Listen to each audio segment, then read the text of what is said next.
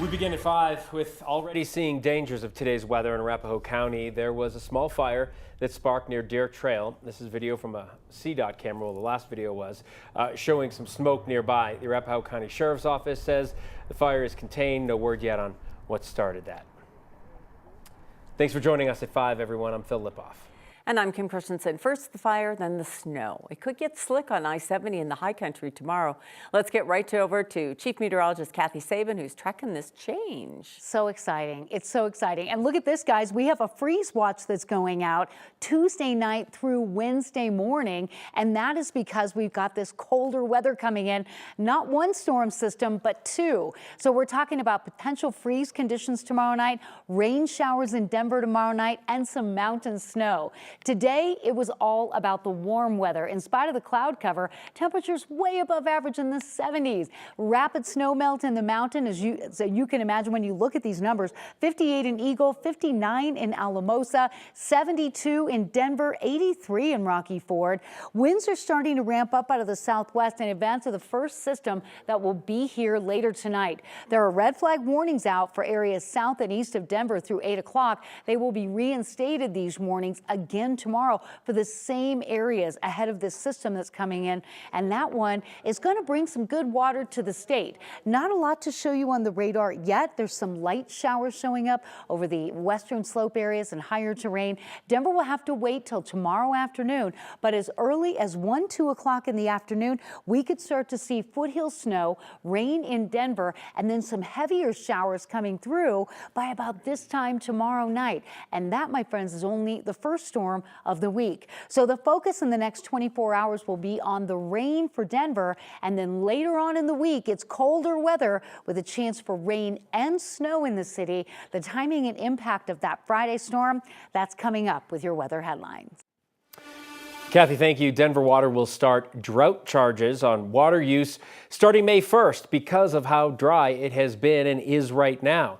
But where does that money from those surcharges go? The Denver Water spokesperson explained that because they are asking everyone to use 20% less water, that also means 20% less revenue for the department.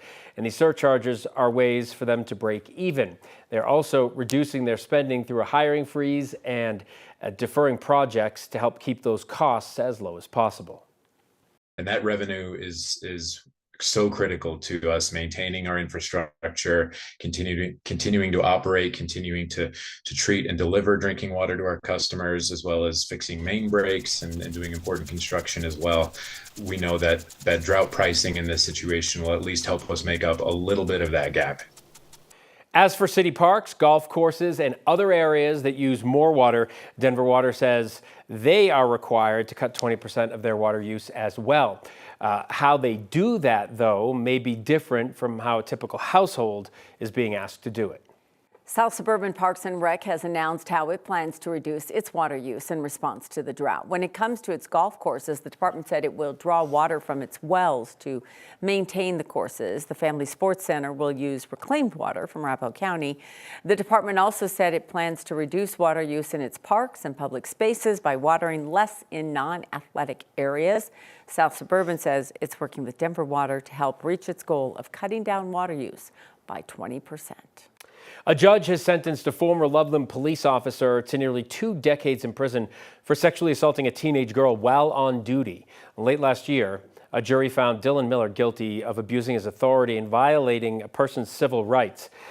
Prosecutors say Miller sexually assaulted a 15-year-old girl at North Lake Park in August of 2023. A judge sentenced him to 17 years in prison and 5 years of supervised release. He is also, by the way, facing state kidnapping and sexual assault of a child charges in this same incident. His next court appearance for this case is scheduled for May 4th. The second victim in a shooting on Easter Sunday at Russell Square Park in Denver has died. DPD says he was 18 years old. That shooting happened April 5th in the Cole neighborhood. Police say there was a shootout between a person in a car driving by and a family gathering there at the park.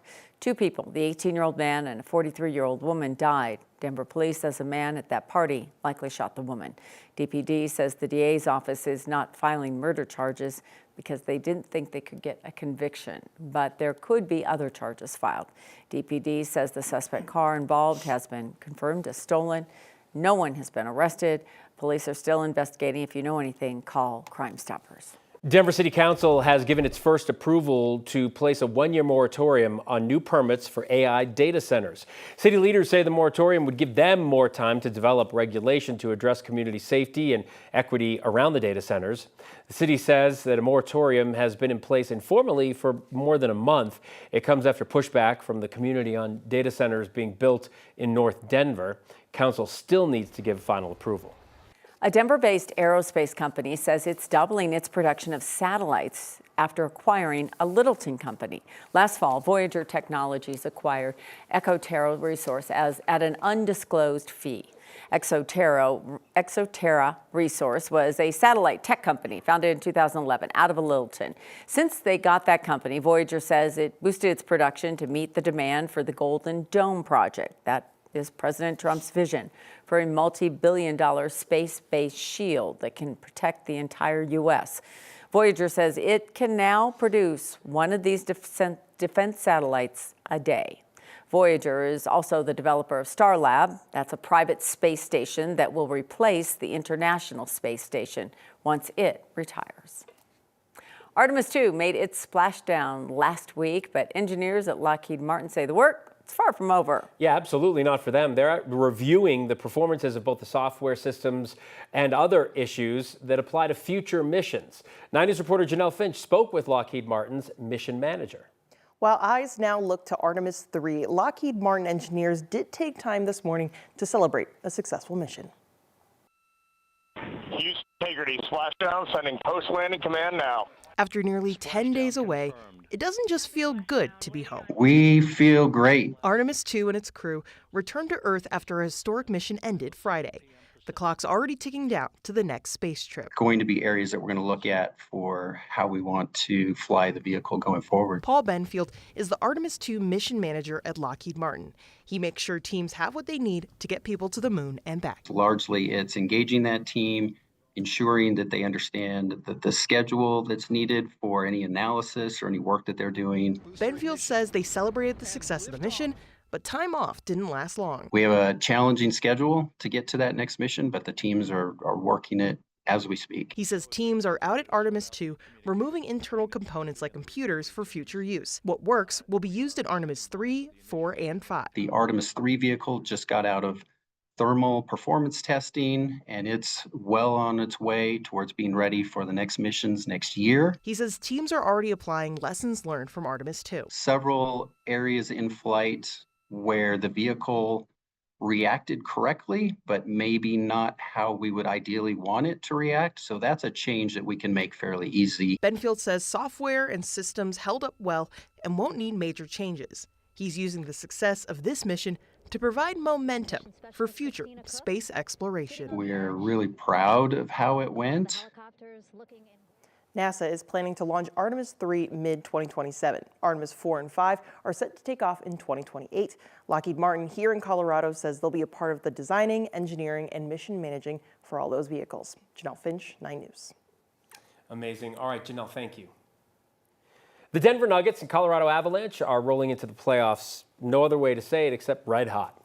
And fans now have a new outdoor viewing option to cheer on their teams. Ball Arena plans to close Chopper Circle between 9th and 11th Streets during all the Nuggets and Avalanche games to make room for expanded fan zones and a viewing area. The setup will include a 20-foot screen showing the live game. There'll be DJs, food trucks, beer carts, giveaways. It'll be like you're inside the arena. General admission access is free for the first 2 rounds of the playoffs.